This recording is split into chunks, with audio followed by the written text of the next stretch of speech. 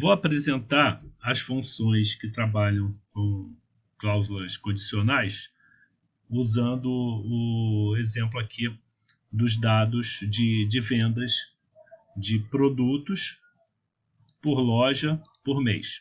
Então, eu tenho esse conjunto de dados aqui. Ele tem 180 registros, como a gente já viu na hora que eu apresentei a função filter. Quero mostrar para vocês como a gente usa condições para manipular esses números aqui. Então, a primeira coisa que eu fiz foi aplicar a função C para me ajudar a fazer a totalização de quantidades e faturamento para uma determinada loja. Então, para isso eu criei essas duas colunas aqui, que tem a cor um pouquinho diferente, e eu criei essa célula aqui, que eu vou colocar em outra cor agora para a gente usar ela como parâmetro, né? Então, essa célula aqui é uma célula que mostra para mim quais são as lojas que eu posso escolher, e com base nessas lojas eu vou fazer seleções diferentes aqui na minha base. Então, como é que funciona a função C? Vou clicar aqui na função C e vou mostrar ela em detalhe. A função C aparece aqui à esquerda, ela se refere à célula G2. E quais são os elementos dela? Ela tem 3 elementos. O primeiro elemento que eu vou marcar aqui em verde é o teste. É aquilo que eu estou testando. Eu estou querendo saber se o conteúdo da célula C2, que a gente olha aqui embaixo e descobre que é uma loja, eu quero saber se esse conteúdo aqui é igual ao conteúdo da célula I1, que está aqui à direita. Então, o meu objetivo aqui é comparar C2 com I1 e, a partir disso, tomar uma decisão. Quais são as decisões que eu posso tomar? A primeira decisão que eu posso tomar, ela vem separada por ponto e vírgula, né? que é o separador de argumentos das funções. A primeira decisão que eu posso tomar é, bem, se a pergunta que eu fiz tiver um resultado verdadeiro, eu executo o primeiro argumento depois da minha pergunta. Então, eu faço uma pergunta, C2 é igual a I1. Se isso for verdadeiro, eu vou executar esse ponto da função, ou seja, o segundo argumento. Se esse ponto for falso, depois a gente vai ver, eu executo o terceiro argumento. Primeiro argumento, pergunta. Segundo argumento, o que eu faço no caso da resposta ser verdadeira. Terceiro argumento, o que eu faço se a resposta for falsa. Então, C2 é igual a I1.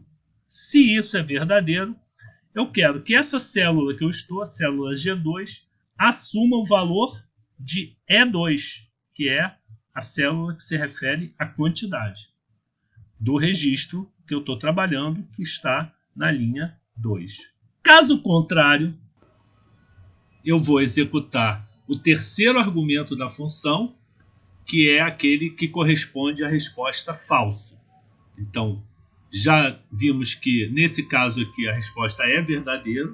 Ele dá 1438 porque é a quantidade que está na coluna E, que corresponde à loja 1.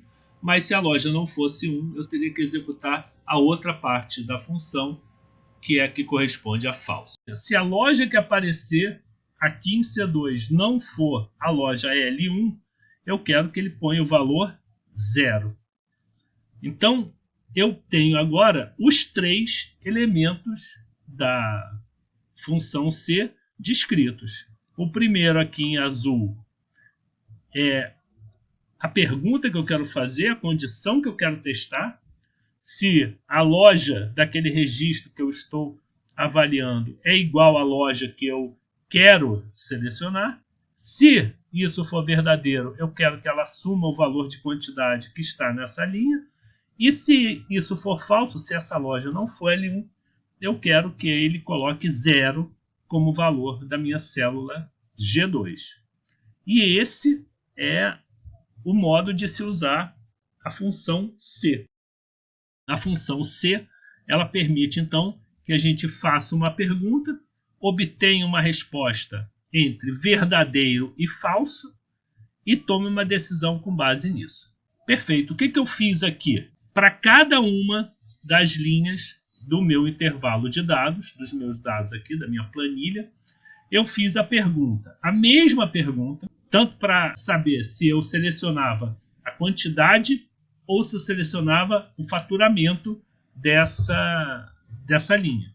Então, em cada uma dessas linhas aqui, eu pergunto pela relação entre o que está na coluna C de cada uma dessas linhas, C2, C3, C4 e assim por diante, e o meu parâmetro de busca, que é a loja que eu selecionei aqui na célula I1.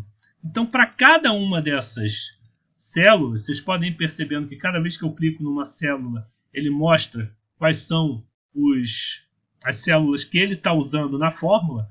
Então, em comum, sempre ele está usando essa fórmula I1, tanto é que a gente tem ela aqui bloqueada, né? Vocês olhem aqui à esquerda, ela está bloqueada, não importa para onde eu levo essa fórmula, sempre vai fazer uma comparação com o I1, e toda vez que eu mudo de célula, ele escolhe a célula da coluna C correspondente à linha que eu estou trabalhando. E caso seja verdadeira essa relação, ou seja, se o que está aqui na célula C, na coluna C, corresponder ao que está na célula I1, ele traz para mim o valor, no caso aqui da quantidade, e na coluna H ele traz o valor do faturamento. Então, para cada uma linha, eu faço uma pergunta para obter a quantidade e uma pergunta para obter o faturamento. Desse modo, eu consegui selecionar dos meus registros quais são os dados que correspondem à loja L1. Como todos os outros dados, aqui ó, o que corresponde a L2, por exemplo, aparece como 0. O que corresponde a L3 aparece sempre como 0. E tudo que corresponde à loja L1, seja lá em que mês for e para qual produto for, aparece com os seus valores respectivos. Com isso, eu posso utilizar essa célula aqui de cima para fazer uma soma.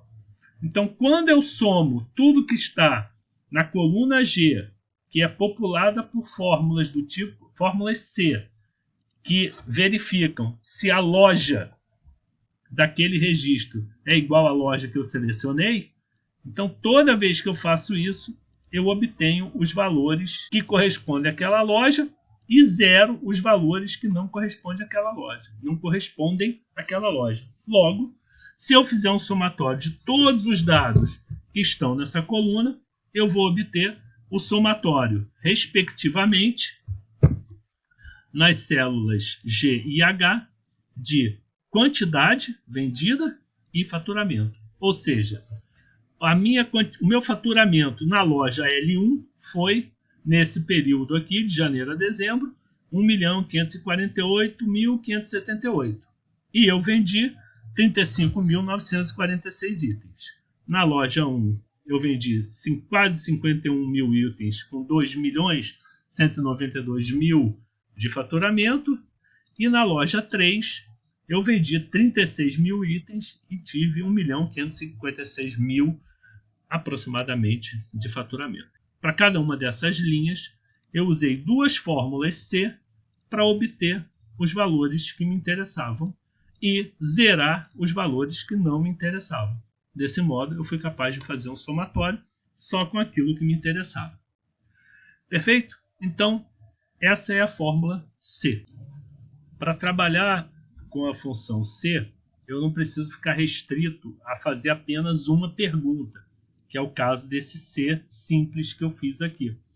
Para cada uma dessas opções que eu tenho de verdadeiro ou falso, então, a minha função C, ela faz uma pergunta e, dependendo se for verdadeiro a resposta, ela faz uma coisa, se for falsa a resposta, ela faz outra coisa. Eu não preciso ficar restrito a fazer somente uma pergunta. Eu posso fazer perguntas depois que eu faço a primeira. Então, O que eu quero mostrar para vocês aqui é o caso em que eu tenho que fazer pelo menos 2 perguntas para tomar uma decisão. E para isso eu vou mostrar um pequeno relatório aqui em que eu dou uma posição, um status, de acordo com a posição relativa do faturamento no conjunto dos faturamentos. Então, para o faturamento maior, eu quero dar a primeira posição, o ouro. Para o faturamento intermediário, eu quero dar o status prata. E para o faturamento mais baixo, eu quero dar o status bronze. Então, vou mostrar isso nessas fórmulas aqui que eu usei para fazer esse relatóriozinho nessa coluna e que eu estou dizendo que eu vou usar a função C para mais de um teste. Vou fazer 2 testes usando uma função C encadeada na outra. As minhas primeiras 2 fórmulas estão aqui já naquele formato mais arrumadinho para a gente observar melhor. E a última ainda está no formato de linha. Vou aproveitar isso aqui para mostrar para você como é que se faz para ficar no formato mais arrumadinho. Eu vou aqui no modo de edição. Antes de bronze, aperto a tecla Alt e dou Enter. E faço isso na frente de todos os lugares onde eu quero que tenha uma linha seja adicionada, que vá uma linha para baixo. Então, vou aqui agora em frente à prata, dou um Alt Enter, e em frente a ouro, dou um Alt Enter. Agora eu tenho uma fórmula mais arrumadinha para eu poder observar o que está acontecendo ali. O que eu tenho aqui? Eu tenho uma função, vou marcar aqui as duas partes mais importantes da minha função.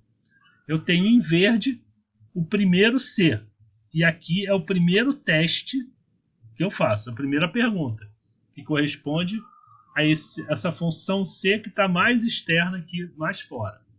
E em vermelho, eu vou marcar aqui embaixo a pergunta que eu fiz para a segunda função C, que está dentro da primeira, ocupando o espaço do comando que eu devo executar quando essa primeira pergunta tem resultado falso.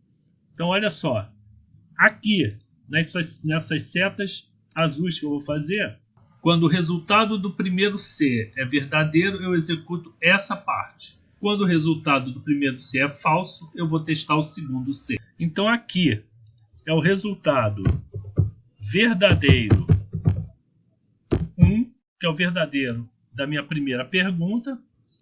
E aqui é o resultado falso 1. Recapitulando, essa daqui marcada em verde é a minha primeira pergunta. Se for verdadeiro, eu escrevo bronze. E se a resposta for falso, eu vou fazer uma segunda pergunta. E nesse momento é tudo que eu tenho. O que eu tenho em seguida? Vou marcar agora aqui com as setas em vermelho. Eu tenho essa possibilidade para a segunda pergunta e tenho essa possibilidade aqui. Então vamos lá. No caso da segunda pergunta, eu tenho aqui verdadeiro 2 e aqui embaixo eu tenho falso 2. Ou seja, eu tenho o meu primeiro teste. Se der verdadeiro, eu já faço alguma coisa e vou embora. Mas se der falso, eu tenho que fazer uma segunda pergunta. Para essa segunda pergunta, se der verdadeiro, eu escrevo prata, e se der falso, eu escrevo ouro. E agora eu só vou explorar com você a lógica do que eu fiz.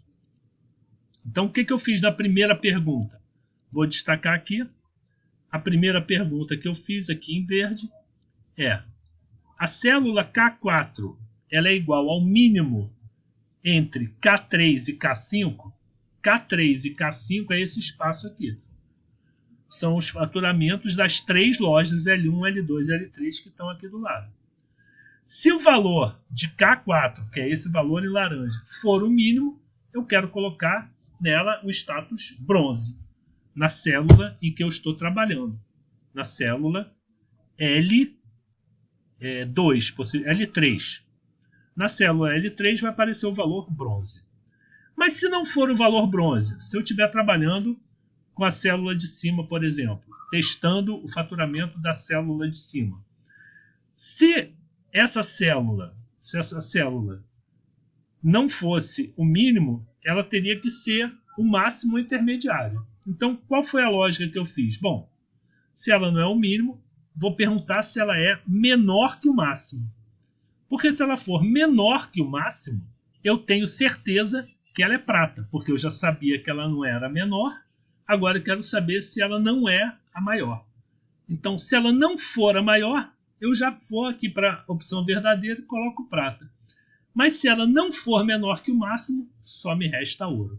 Com essas duas perguntas, eu consigo decidir entre 3 status diferentes para cada um das minhas decisões. Então, a primeira parte eu testo esse verde aqui.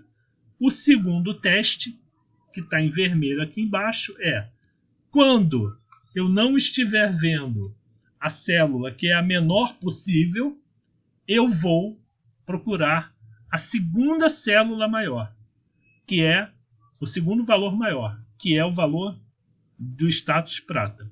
Se não for nenhum deles, aí eu tenho certeza que eu estou no valor máximo, pois que eu só tenho 3 opções, 3 células para testar, e ela vai ser o valor ouro.